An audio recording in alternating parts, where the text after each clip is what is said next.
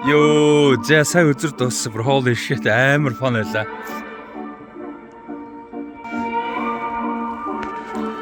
Laser IMAX танхим.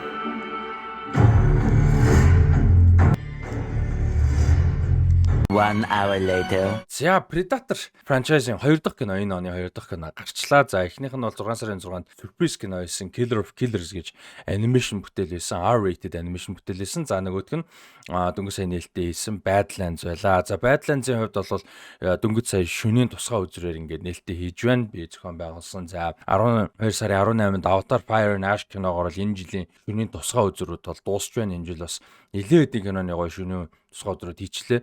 Superman дээр хийсэн, Fantastic Four хийсэн. За тэгээд сая Predator за би ганц кино авч баг багтаад ах шиг байна. Хэд хэдэн гоё үзрүүдийг бол хийсэн. Ер нь энэ жил үзрүүд ихтэй, уур амьсгал гоётой ийм бол байлаа. Ганц нэг бас бүтлгүүдэд амжсан. Гэхдээ тэрийгээ засаад явна. Ийм байлаа. Тэгээ Predator Badlands-ыг бол сая шөнийн тусгай үзрээр зогсохгүй IMAX laser танхимд бол үзсэн. За энэ бол өмнө бол байсан өргөөний кино театрын өргөтгөл laser танхимын одоо технологиг шинчилж IMAX laser болгосон байгаа. Тэгээ энэ бол одоо дуугаралт дэлгэцийн нягтршил гэдэг ч юм уу энэ талаасаа бол үнэхээр супер юм 4K лазер проектортой ийм танхим болол байж байгаа. За тийм ч бас гэхдээ одоо сайжруулаад явах бас хэдэд байгаа байх мэдээж. Тэгээд үзүр бол үнэхээр гоё байсан, уур амьсгал гоё байсан, хэдийгээр цөөхөлж гисэн гоё байлаа. Киноны хувьд үнэхээр супер байлаа. Хамгийн гол нь яг иймэрхүү акшн тэгээд акшнаас гадна зүгээр уур амьсгал айгу гоё олуулаа хамт үзэхэд ийм гоё бүтээлийг мэдээж том театраар том танхимд олоолаа үзэх нь л гоё шүү дээ тийм ээ. Тэгээ Predator Badlands бол тэр их нөлөөсөн гэж бодож байна уур амьсгал. Тэгээд үнэхээр гоё кино байлаа, том дэлгэцээр үзэхэд урамтай байлаа. Акшн үнэхээр фан байлаа. Акшн үнэхээр креатив буюу маш бүтээлч.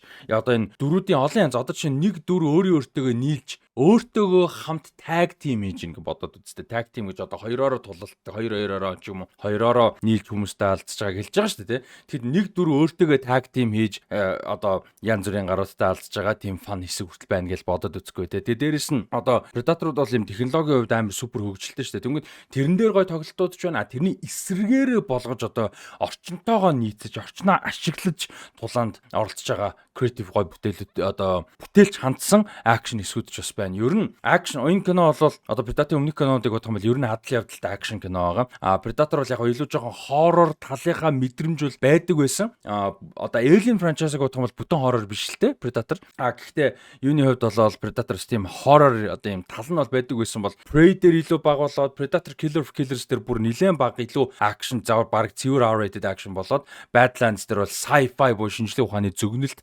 акшн адал явдалтай акшн бол болчихж байгаа. За дээрэс нь body comedy гэж жанр байдаг. За body comedy гэхээр ер нь тэгэл хоёулаа явж яадаг. Тэгээ comedy тий адал явдалтай. Одоо хамгийн алдартай нүдийн нэг бол чинь Rush Hour бах тий манай эдийн мэдэг Jackie Chan, Chris Tucker хоёртой. Энэ бол бас нэг утгаараа body comedy байсан. Акшн байгаа шинжлэх ухааны зөгнөлт төр зүйлүүд нь мэдээж байж гэн хэрцгий аллага маллага юмнууд нь байж гэн гэсэн мөртлөө тэрүүхэн дэндээ айгу одоо юм хөгжилтэй байж чадсан. Фан байж чадсан, дээрээс нь хөгжилтэй байсан. Фанны байсан, фан бас байсан. Тэ үзэхэд урамтай, гоё. Ийм бол байж чадлаа. Хөгжим бас үнэхээр супер байлаа. Хөгжмийн дуунуудын сонголт бас ер нь нилээн ийм рок талдаа, folk rock талдаа тэгээд трейлер мэлэр дээр нь хүүгийн whoop totem явж исэн. Саяны юун дээр яг кинон дээр нь whoop totem явсан үгүйг яг сайн анзаарсангүй. Би whoop totem бас яг цээжээрээ сайн мэддэг дуу биш болохоор хүүгийн гэхдээ мэддэг хүмүүс бол үзээд анзаарах байх гэж бодож байна. Тэгээд одоо энэ Predator-ын ч одоо үндсэн франчайзийнх нь гэх юм уу да тий. Уран сайхны кино нь бол ингээд 7 дахь кино болж чинь тэгээс хувирах шаардлага зөндөө гарлаа л да тий. Predator нэг бол өөрөө классик бүтээл Arnold Schwarzenegger-тэй яг юм хоррор талыг нь оруулсан жижиг фан зүйлүүдтэй. Гэхдээ тэгээд акшн нь гоё. Гэхдээ акшн кино бол биш те. Ер нь яалтчгүй л илүү жоохон хоррор талдаа те. Ийм бол байсан. Бүтэн хоррор биш ч гэсэн. Тэгээд Predator 2-ыг бол яг дэлхий дээр авчирч үзсэн. Дэлхий дээр ч яг арай жоохон хотод те дэлхий дээр гинэ хотод авчирч үзсэн.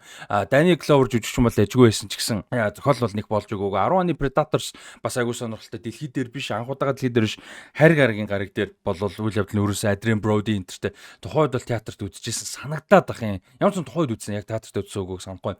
Бас дайжгүй байсан. Гэхдээ тийм сайн биш. За 18 оны The Predator-ыг бол би үзээгүй. Уг нь тухайд үзье гэж бодож байсан. Каст нь үнэхээр супер данч үзээгүй. За 22 оны Prey.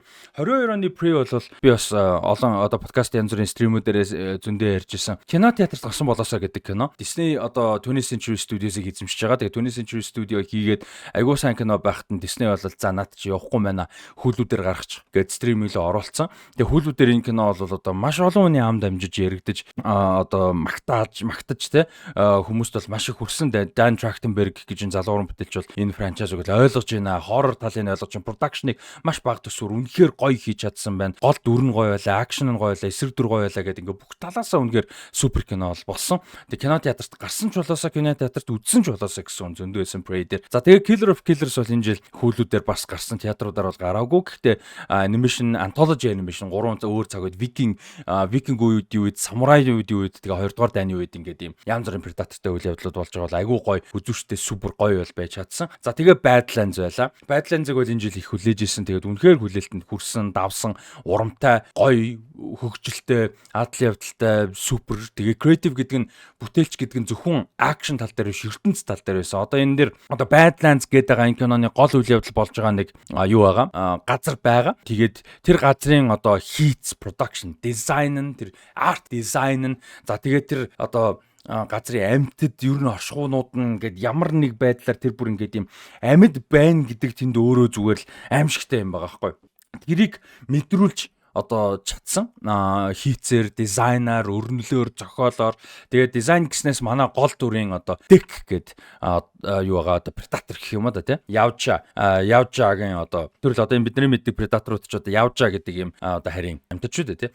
Тэгээд Deck-ийн story их гоё байла. Зохиол өрнөл нь гоё байла. Тэгээд дүрийн дизайн гоё байла. Одоо төсөв нь яаж хідэн дотор төсөвтэй байсан мэдэхгүй байна. Тэр дүр хувиргалт нь хэдэн хувь нь одоо практик яваад хэдэн хувь нь компьютер эффект байсан. Үнэхээр мэдэхгүй байна. Гэхдээ үнэхээр супер байсан. Ямар ч байсан манай гол дүрийн Deck-ийн дүр нүүр хувиргалт бүр юм маш ойрхон юм close up shot-ууд зөндөө байсан.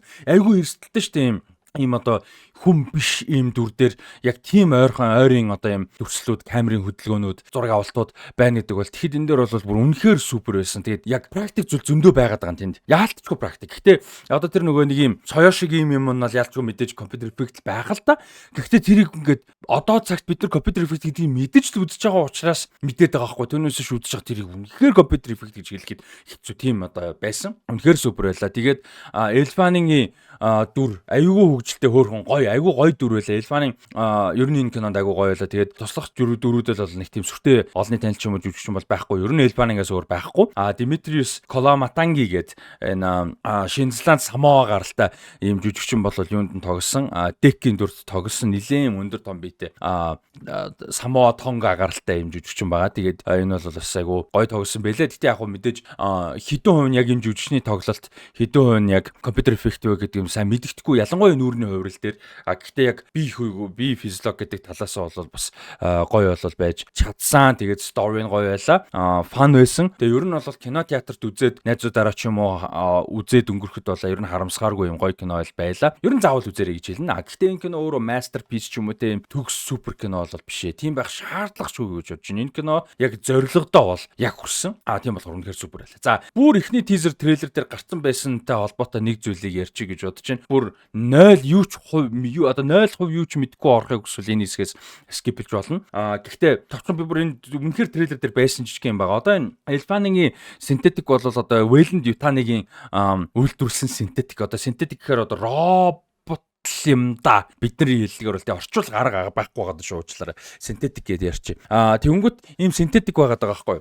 Тэгээд гол нь Wayland Yutani-гийн үйлдвэрлэсэн synthetic баг. За энэ ямар ач холбогдолтой юм бэ гэхээр Wayland Yutani гэдэг компани бол одоо энэ мега ультра 1000 үрдсэнтэй тэнцэх юм утгагүй нүсэр том одоо юу байгаа 22 3 4 400 одоо байдаг оршдог ийм компани баггүй. Мега корпорац. Тэгээд энэ бол ер нь Alien franchise-ийн бол одоо гол эсрэг одоо дүр гэхээр буруу болчиход байна л да. Одоо эсрэг одоо дөрүүдийг төлөөлдөг, эсрэг одоо зүйлийг төлөөлдөг, мессежийг төлөөлдөг, шүүмжийг дагуулдаг гэдэг ч юм уу. Ийм одоо байгуулгын гол одоо асуудал тий.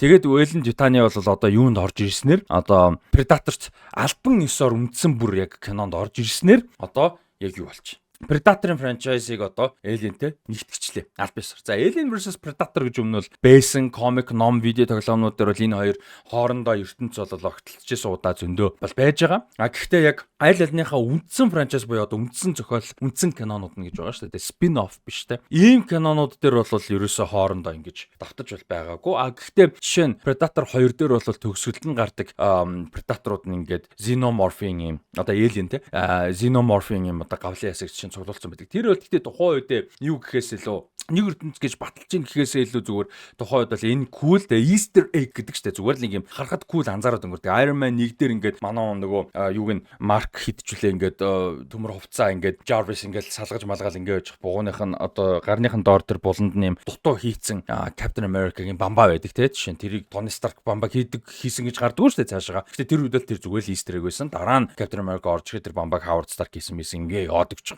Тэгэхээр тэрэн шиг зүгээр тухайн цаг үед Easter egg л байсан. Гэхдээ одоо л яг үндсэн франчайз дээр албан ёсны болж байгаа нь бас сонирхолтой байна. Гэхдээ яг одоогийн байдлаар бол яг энэ Dan Trachtenberg гэж уран бүтээлчин хийж байгаа Predator franchise яг Fede Alvarez найруулагчийн хийсэн Alien Romulus гэд кино ч юм уу эсвэл Noah Hawley гэж найруулагч зохиолч продюсерийн хийсэн Alien Earth гэд цуврал ч юм уу те. Энэ хоёрын уур амьсгал хийц хэв маяг өрнөлтөө бол нийцэхгүй нэлээд өөр учраас хэрвээ юу яах юм бол нийлүүлж хийхээр болох юм бол зориулж шинээр хийх байх гэж бодож чинь. За гэхдээ ямар ч тач Alien franchise маань сэргэлээ цуврал нь Alien Earth цуврал бол би тэрийг нэг тухтай ярьж амжаагүй. Гэхдээ их сайн байсан. Сүүлийн хоёрын ялтчгүй жоохон сул байсан. Тэрнтэй санал нийлнэ. Гэхдээ ерөнхийдөө бол маш сайн байсан. Ялангуяа ихний 4 5 анги бол бүр супер masterpiece хэмжээд байж чадсан. Тэгээ season 2 хэрвээ гарвал ганц нэг сул зүйлүүдэд засаад гоё явчаасаа гэж найдаж байгаа. За Fede Alvarez найруулагчийн найруулсан юу бол Alien Romulus бол бүр супер кино бол байсан. Урамтай байсан. За Prey одоо Predator-ын Prey Killer of Killers 2 хоёлаа супер байсан бол Badlands тэр ерөөсө дутхгүй маш гоё кино боллоо. За ингээд сүүлийн нэг 3 4 жилийн хугацаанд бол Alien болон Predator гэдэг хоёр франчайз маань улам чанарж аваад улам л ингээд шатахад явж байна. Дараа дараагийн бүтээлүүд юу байх вэ гэдэг бол тэсэн ядан хүлээж ин тэгээд reviewтэй хамтсан бүгдээ баярлалаа. 12 сарын 18-ны шөнө өргөөнийг өргөтгөл буюу Laser IMAX танхимд Avatar Fire and Ash киноны шөнийн тусгай үзэр гарна шүү. Тэгээд маш гоё одоо юм merchandise-ууд бас дагалддаг. Ялангуяа киногоо үзэх кино театрын гоё мэдрэмж авцсны дараа бол merchandise-ууд бүр гоё санагддаг. Тэгээ энийг бол дахиж авах боломж байхгүй. Зөвхөн тухайн үзрүүд дээр дагалдах тасбартаа дагалдах merch ярьж байгаа шүү. Тэд нар бол зөвхөн юуны тасбар авсан хүмүүстэй л дагалдаж бол ирдэг. За өөр merchandise-ууд бол мэдээж гарч байгаа. Авра болон уур ухаан брэндүүдтэй хамтраад бол маш гоё merchandise-ууд гарч байгаа. Тэднийг бас сонирхоорой гэж хэлмээр байна. Тэгээд Predator franchise дээр бас гоё брендингтэй merchandise-ууд бас гарсан байгаа шүү. Та хэд одоо зургийн дэлгэцэн дээр гарч байгаа бох. Тэгээд сонирхоорой. Манай Rusty Talks гэдэг Facebook хуудас эсвэл миний Rusty Ryan 7 гэдэг Instagram-аар холбогдож болно. Комент бичсэн ч болно. Ийм байна. Тэгээд дараагийн ивент контентуудаар уулзтлаа. Баяртай.